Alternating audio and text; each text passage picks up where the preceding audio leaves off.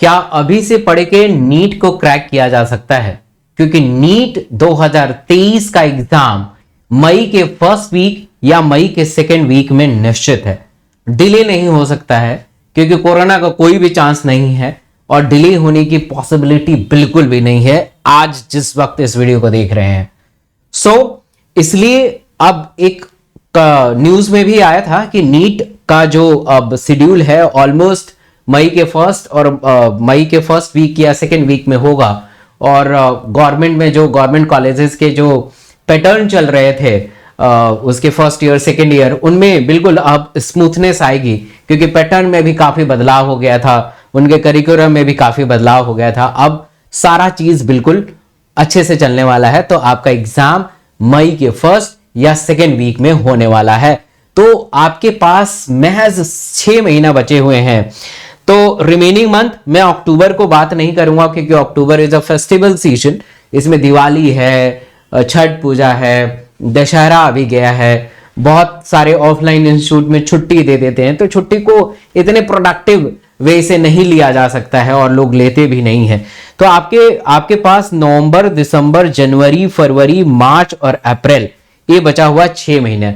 मैं हमेशा से कहता रहता हूं कि अगर आप कोई भी बड़े एग्जाम का प्रिपरेशन करते हैं तो लास्ट के 60 दिन रिजर्व रखिए जिसमें आप बहुत बार बार रिवीजन करें और मल्टीपल टाइम टेस्ट दें, मॉक टेस्ट दें, पीवाईक्यू करें, उनसे सीखें, उनसे थ्योरी को रेसिप्रोकल अप्रोच से आप आगे बढ़ें। तो अगर मैं आइडियली मान के चलूं तो ये लास्ट का जो महीना है इसमें तो आप इसको कंसीडर नहीं करना चाहिए, यूजली नहीं करना चाहिए। तो ऑन एन एवरेज आपके पास 1, 2, 3, 4 ही मंथ बचे हैं। बट 4 महीने नीट के लिए थोड़ा सुन के भी बड़ा डर सा लग रहा है। 4 महीने यानी 4 × 30 120 दिन, थोड़ा सा डर लग रहा है ना। बट फैक्चुअल चीज तो यही है कि आपके 120 ही दिन बचे हुए हैं जहां पे आप प्रिपरेशन कर सके कि लास्ट का महीना जो है आप मल्टीपल टाइम रिवाइज कर सके। चलिए मान के चलते हैं कि 6 महीने बचे हुए हैं। बट आप समझदार हैं, समझ पा रहे हैं मेरा इशारा क्या है। तो आपके पास बहुत लिमिटेड डेज बचे हुए हैं, लिमिटेड टाइम बचा हुआ है और इस टाइम में आपको ज्यादा से ज्यादा यूटिलाइज करना है। आपको अब 2-3 चीजों पे काम करना है। पहला, स्पेसिफिक। आपको बहुत स्पेसिफिक होने की जरूरत है कि कौन सी क्लास आपके लिए इंपॉर्टेंट है। अब रैंडम किसी यूट्यूब वीडियो को मत देखिए, रैंडम जाके व्हाट्सएप पे किसी का रिप्लाई मत कीजिए, रैंडम जाके फेसबुक को स्क्रॉल मत कीजिए, इंस्टा को स्क्रॉल मत कीजिए, क्योंकि अब समय आ चुका है मैक्सिमम टाइम डिवोट करने का। अब समय आ गया है जहां पे आप अपने समय का एक एक कतरा, एक एक टाइम, एक एक लम्हा, एक एक सेकंड को पढ़ाई के अंदर तब्दील करें, पढ़ाई में डिवोट करें। तभी उससे प्रोडक्टिविटी इनहांस होगी, तभी आप बेहतर रैंक निकाल सकते हैं, तभी आप बेहतर ड्रीम मेडिकल कॉलेज जा सकते हैं और तभी आपके मम्मी पापा का नाम रोशन होगा, आपका नाम रोशन होगा और जो सोच रहे हैं जिंदगी से वो जिंदगी आपको देगी, है ना। जो अगर आपका ड्रीम कंप्लीट नहीं होगा तो फिर तो जिंदगी में जो सोचे हुए हैं वो भी अधूरा रह जाएगा। आइए इसको एग्जीक्यूट करते हैं कि how to complete entire syllabus. हमारी तैयारी, वे ऑफ प्रिपरेशन कैसा होना चाहिए जिससे हम 6 महीनों में बेहतर तरीके से पढ़ के, अच्छे टीचर से पढ़ के, अच्छे जगह पे पढ़ के, अच्छे कंटेंट को पढ़ के बेहतर स्कोर करें। एटलीस्ट 700+ हमारा टारगेट अभी से ही होना चाहिए, बिकॉज अब जमाना कुछ अलग है। आप देख ही रहे हैं कि 650 तो स्कोर करना ही करना पड़ेगा, इससे कम तो गुंजाइश ही नहीं है। और जब आप नीट का एग्जाम देंगे तो मुझे लगता है कि 20 लाख के अराउंड बच्चे बैठने वाले हैं। तो rule number first, analyse your syllabus. ये बहुत जरूरी है। जब तक एक पेपर ले लीजिए और उस पेपर पे एक अलग अलग पेपर ले लीजिए, बायो का अलग पेपर, एक पीस ऑफ पेपर लीजिए, केमिस्ट्री का अलग, फिजिक्स का अलग एक पेपर लीजिए और लिखिए कि मैंने बायो में क्या क्या चीज कंप्लीट किया है और क्या क्या चीज अनकंप्लीट है। मतलब make a notes, make a list कि कंप्लीटेड और non completed, completed and non completed एक नोट बना लीजिए ताकि आपको पता चले कि हमने इस चैप्टर को कंप्लीट किया है और इस चैप्टर को हमने अभी तक टच भी नहीं किया है, छुआ भी नहीं है। एटलीस्ट आपके पास प्लानर रहेगा ना, तो उस प्लानर पे जो है आप काम कर पाएंगे, बेहतर तरीके से एग्जीक्यूट कर पाएंगे। और इस पेज को चिपका लीजिए जहां पे आप पढ़ते हैं, लाइब्रेरी में पढ़ते हैं, घर पे पढ़ते हैं, जहां पे भी पढ़ते हैं, ताकि आपको पता चले कि इस फिजिक्स में ये वाले चैप्टर्स अभी मैंने पढ़े नहीं है, केमिस्ट्री में ये वाले चैप्टर नहीं करे हैं, बायो में ये वाले चैप्टर नहीं करे हैं, जिससे आपका दिमाग भी उस पर काम करे ताकि आप सिलेबस को कंप्लीट करें। Rule number second, make a planner, make a month planner, make a plan of the November, कि आपको नवंबर में जो चैप्टर छूटे हुए हैं, बायो में मान लीजिए कि आपने कुछ चीज नहीं कंप्लीट किया, लेट्स सपोज मैं एग्जांपल से बता रहा हूं कि आपने इकोलॉजी का यूनिट नहीं पढ़ा है, ह्यूमन फिजियोलॉजी का यूनिट नहीं पढ़ा है, तो एटलीस्ट प्लान करिए कि इकोलॉजी को हम खत्म कर सकें, 4 चैप्टर होते हैं, या प्लान करिए ह्यूमन फिजियोलॉजी को खत्म करा जाए। मंथ का प्लानर बनाना है आपको नवंबर का, केमिस्ट्री का भी ऐसे बना सकते हैं और फिजिक्स का भी ऐसे बना सकते हैं। एक मंथ का टारगेट अगर सेट हो जाए तो फिर आप डे प्लानर में उसे कन्वर्ट करिए, एक एक दिन का प्लान बनाइए कि मुझे आज इकोलॉजी तो पूरे मंथ में खत्म करना है, तो आज मुझे ऑर्गेनिज्म एंड इन्वायरमेंट एक बार एनसीईआरटी से रीड करके देखना चाहिए। फिर नेक्स्ट डे प्लान बनाइए कि अब मुझे एमसीक्यू सॉल्व करके देखना चाहिए कि मैं कितना एमसीक्यू सॉल्व कर पा रहा हूं। अगले दिन टारगेट बनाइए कि जो मेरे से नहीं हो पा रहा है उसको फिर से मैं थ्योरी में पढ़ूं। तो ऐसे आपको पूरा एक एक दिन का टारगेट बनाना है। पहले तो आपका मंथ डिसाइड होना चाहिए। तो जैसे जो भी बड़ी कंपनियां होती हैं वो मिशन गोल बनाती हैं कि ये मेरा गोल है, मैं 5 साल बाद ऐसे वहां पे पहुंचना चाहता हूं। ऐसे ही हमारा भी गोल है कि हमें डॉक्टर बनना है, नीट को क्रैक करना है, एक डिसेंट रैंक के साथ क्रैक करना है।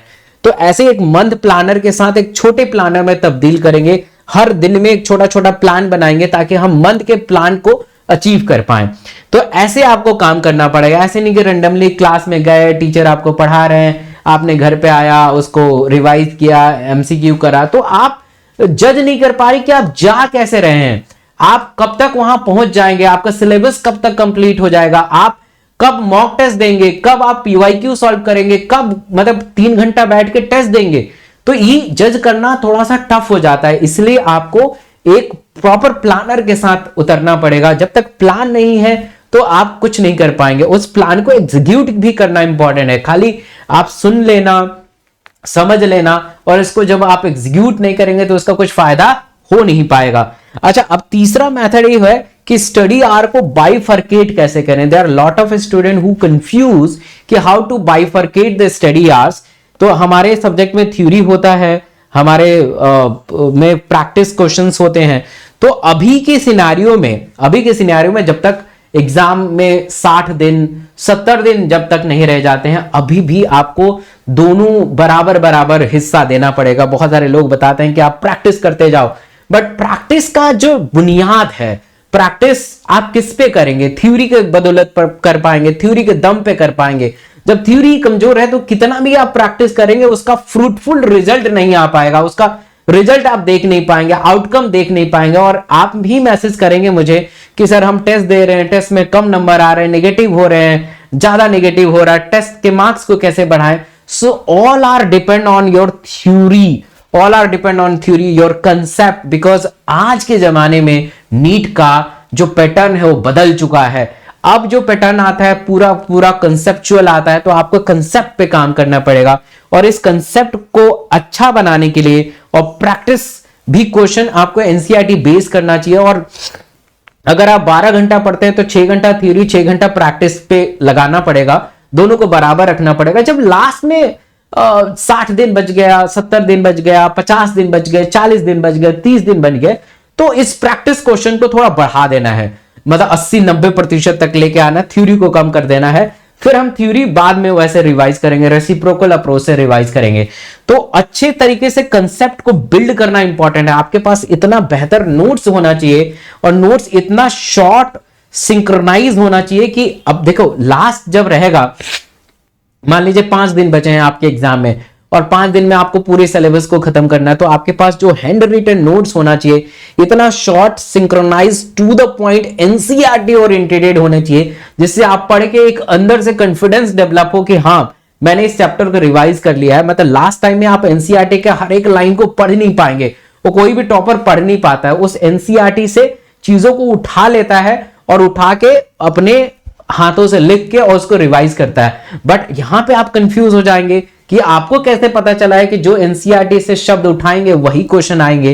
तो इसका मैंने आसान चीजों में बता दिया है। जैसे आसान चीजों को मैं कर चुका हूं।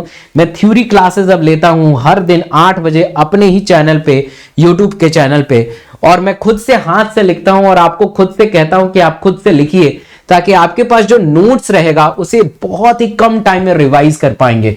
और प्रैक्टिस करने के लिए मैं आपको अनअकैडमी के ऊपर हर दिन सुबह 9 बजे बुलाता हूं, जहां पे क्वालिटी क्वेश्चन प्रैक्टिस कराया जाता है, जैसे मैच द फॉलोइंग और certain reason, statement wise question. तो ये बहुत कमाल का सीरीज है। हर दिन सुबह 9 बजे मैं क्लास लेता हूं और ये टोटली फ्री है, आपको एक भी पैसा देने की जरूरत नहीं है। मेरे टेलीग्राम से जुड़ जाइए, इसका अपडेट मिलता रहेगा। और टेलीग्राम से जुड़ना बहुत जरूरी है, क्योंकि अब से मैं हर दिन एनसीईआरटी बेस्ड डीपीबी भी शेयर करता हूं, जिसमें 20 क्वेश्चन मैं आपको देता हूं हर दिन, और उसके आंसर आपको 4 बजे शाम को मिल जाते हैं। तो टेलीग्राम से जरूर आपको जुड़ जाना चाहिए, ताकि अच्छे क्वेश्चन प्रैक्टिस कर सके।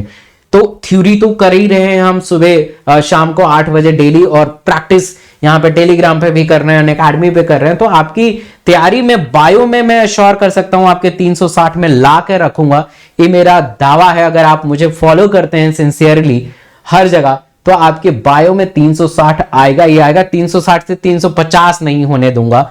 अगर आप मुझे सिंसियरली फॉलो कर रहे हैं तो, मतलब हर क्लास में आ रहे हैं, हर क्वेश्चन प्रैक्टिस कर रहे हैं, डीपीपी सॉल्व कर रहे हैं, तो आपके नंबर इंप्रूव होंगे और मैं करके दिखाऊंगा। क्योंकि फ्री में भी, मतलब एडवर्स सिचुएशन में भी, जब इस साल का 2022 के पेपर में 350 मार्क्स लेके बच्चा आ रहा है, तो आपके 360 आके रहेंगे। बस अपने ऊपर भरोसा करना पड़ेगा, मेरे ऊपर भरोसा करना पड़ेगा, अपनी पढ़ाई के ऊपर भरोसा करना पड़ेगा, तभी आ पाएगा। तो ऐसे अगर आप पढ़ेंगे तब जाके आप अपने 6 महीने में नीट को क्रैक कर पाएंगे। और फिजिक्स, केमिस्ट्री, बायो को भी अच्छे तरीके से करना है, क्योंकि तीनों सब्जेक्ट से ही सिलेक्शन होता है। मैं मान सकता हूं कि बायो का वेटेज बहुत ज्यादा होता है, 50% होता है, बट यस, फिजिक्स केमिस्ट्री को भी करना है। तो अगर आप जितनी भी आर्ट्स दे रहे हैं, तो उसको तीनों इक्वल में दीजिए, और इक्वल में ही आप क्वेश्चन प्रैक्टिस करिए। प्लानर बनाइए, प्लानर पे स्टिक रहिए और उसके ऊपर काम करिए। अब बहुत सारा स्ट्रैटेजी कि 1200 क्वेश्चन करने हैं, 1300 क्वेश्चन करने हैं, 5 घंटा वहां पढ़ना है, 6 घंटा